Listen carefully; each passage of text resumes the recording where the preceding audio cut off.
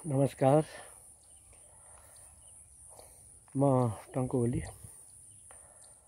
यो आज रातिको बेलुका त्यही 9 बजेतिरको हावापानीले, पानी त सामान्य नै भयो, तर हावाले आज थुप्रै किसानहरूको धान सुताइदिएको छ, ढालिदिएको छ।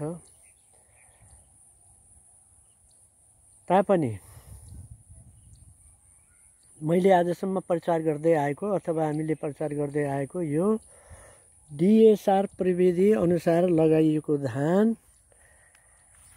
अहिलेसम्म ढलेको छैन। यो किन ढलेको छैन त भन्दा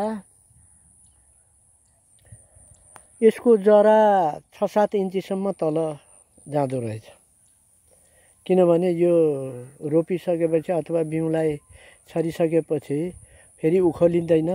त्यसो भएको हुनाले यसको जरो बलियोसँग तल माटोभित्र धेरै तलसम्म जाने भएको हुनाले बोटलाई अड्याइराख्दो रहेछ। त्यसो भएन यो अर्को पनि फाइदा, यो डिएसआर प्रविधि अनुसार, छरुवा प्रविधि अनुसार लगाइएको धानको अर्को पनि फाइदा यो पनि देखियो।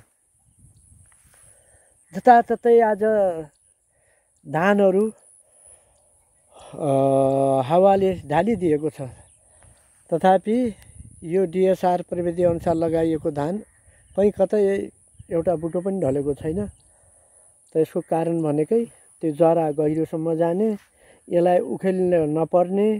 अब यो रोपेको धानमा जरा माथि नै हुन्छ, किनभने यो पहिला ब्यार गरिन्छ, ब्यार राखिन्छ, अनि त्यसलाई उखेलेर फेरि रोपिन्छ। त्यसो भएको हुनाले यो 3-4 इन्ची भन्दा तल के अरे जरा नजाने भएको हुनाले पनि यो ढल्दो रहेछ जस्तो लाग्यो मलाई। हेर्नुहोस् त, यहीँनिर पनि यो गौरव धान हो। मैले पहिला पनि भन्ने गरेको थिएँ। यहीँनिर यो धान यसरी ढलेको छ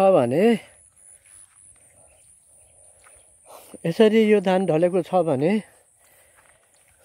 यति डह्रो बुटो हुँदा हुँदै पनि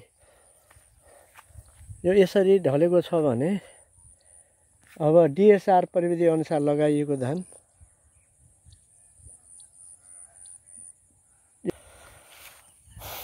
ल हेर्नुहोस् त, यो चैते 5 हो।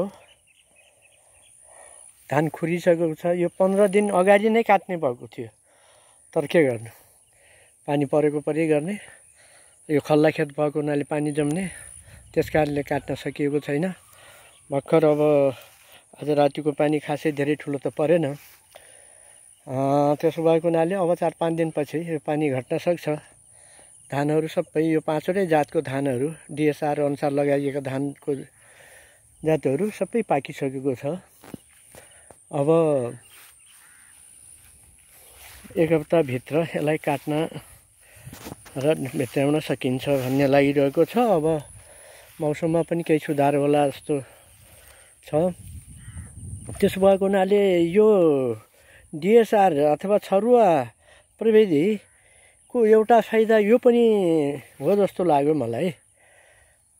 भनेको मतलब यसको जरा तलसम्म जाने, 6-7 इन्च जाने र रोपेको धानको जरा माथि नै हुने अथवा 3-4 इन्ची मै हुने हुनाले रोपेको धान ढल्ने।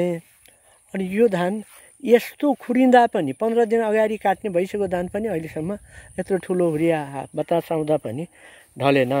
त्यसो भएको हुनाले अब यसको एउटा यो पनि फाइदा देखियो।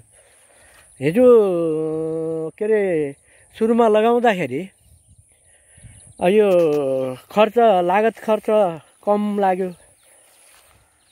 यसमा ट्र्याक्टरको जोताइ खर्च कम लाग्यो, रोपार लगाउनु परेन, बिउ राख्नु परेन, बिउ कटाउनु परेन भने अर्कोतिर यत्रो हुरी बतास आउँदा पनि धान ढलेन, यति खल्ला खेतमा।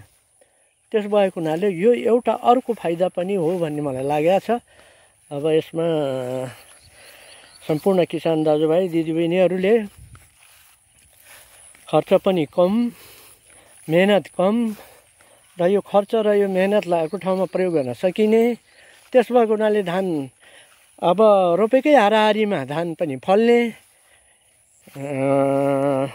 र नढल्ने भएको हुनाले तपाईँहरूले पनि यसको बारेमा अध्ययन गर्नुहोस्, हेर्नुहोस्, बुझ्नुहोस् र DSR प्रविधि अनुसार अर्थात् सरुवा प्रविधिलाई अपनाओस् भन्ने कुराहरू यहाँहरूको बिचमा राख्दै यो भिडियोको अन्त्य गर्छु। धन्यवाद, नमस्कार।